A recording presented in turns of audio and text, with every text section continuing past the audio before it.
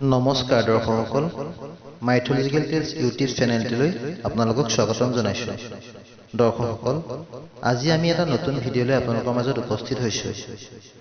শাওণ মাহত ভগৱান শিৱক কিয় আৰাধনা কৰা হয়, এই কথা জানিবলৈ আমাৰ ভিডিঅ'টি লাইক, শ্বেয়াৰ আৰু ছাবস্ক্ৰাইব কৰি দিব আৰু কাষতে থকা বেল আইকনটো দবাই দিব, যাতে আমাৰ নতুন ভিডিঅ'ৰ নটিফিকেশ্যন পাই থাকে। আহকচোন দৰ্শকসকল, ভিডিঅ'টিৰ মাজলৈ যাওঁ। শাওণ মাহত ভগৱান শিৱক কিয় আৰাধনা কৰা হয়? শাওণ মাহ ভগৱানৰ কিয় প্ৰিয় মাহ? মানুহে ইমান কষ্ট কৰি পবিত্ৰ ধাৰাৰ পৰা জল আনি খালী ভৰিৰে ভগৱান শিৱৰ লিংগত কিয় প্ৰদান কৰে আৰু কি প্ৰাপ্তি হয়? দৰ্শকসকল, শাস্ত্ৰ অনুসৰি যেতিয়া সাগৰ মন্থন কৰা হৈছিল, তেতিয়া তাৰ পৰা বিষ নিৰ্গত হৈছিল। সমগ্ৰ জগতক ৰক্ষা কৰিবৰ কাৰণে শিৱই বিষপান কৰি নীলকণ্ঠ হৈছিল আৰু সমগ্ৰ পৃথিৱীক ৰক্ষা কৰিছিল।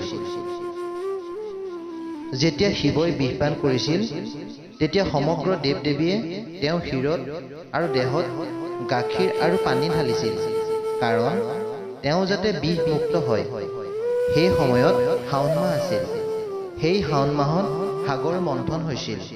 তেতিয়াৰ পৰাই শিৱক জলাভিষেক কৰা হয়। কোনো পবিত্ৰ নদীৰ পৰা পানী আনি খালী ভৰিৰে শিৱৰ লিংগত জল প্ৰদান কৰিলে মানুহৰ মনৰ আশা সম্পূৰ্ণ হয় বুলি ধাৰণা আছে।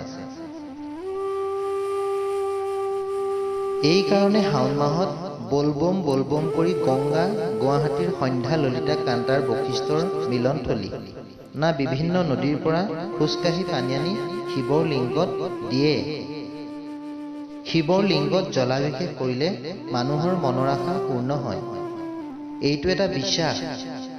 ইফালে এই সময়ছোৱাত ভগৱান বিষ্ণুযোগ নিদ্ৰাত থাকে, গতিকে শাওণ মাহত সমগ্ৰ পৃথিৱীৰ দায়িত্ব থাকে শিৱৰ। গতিকে শাওণ মাহত যাতে শিৱ অসন্তুষ্ট নহয়, সেইকাৰণে শাওণ মাহত শিৱক আৰাধনা কৰা হয়। সকলো মানুহৰ জ্ঞাত যে ভগৱান শিৱ সহজ সৰল। আপুনি যি ধৰণেৰে শিৱক আৰাধনা কৰিব, তেওঁ সেই ধৰণে প্ৰাৰ্থনা স্বীকাৰ কৰি লয়। শাওণ মাহত পাৰ্বতীয়ে শিৱৰ কাৰণে প্ৰাৰ্থনা কৰিছিল। কোৱা হয় যে কোনোবা অবিবাহিত ল'ৰা বা ছোৱালীৰ মনত কিবা আশা থাকে, সেই আশা পূৰণ কৰা উপায় হ'ল ভগৱান শিৱক শাওণ মাহত জলাভিষেক কৰা। তেতিয়া তেওঁলোকৰ মনৰ আশা সম্পূৰ্ণ হয়। ভগৱান শিৱক বেলপাত দিও পূজা কৰা হয়।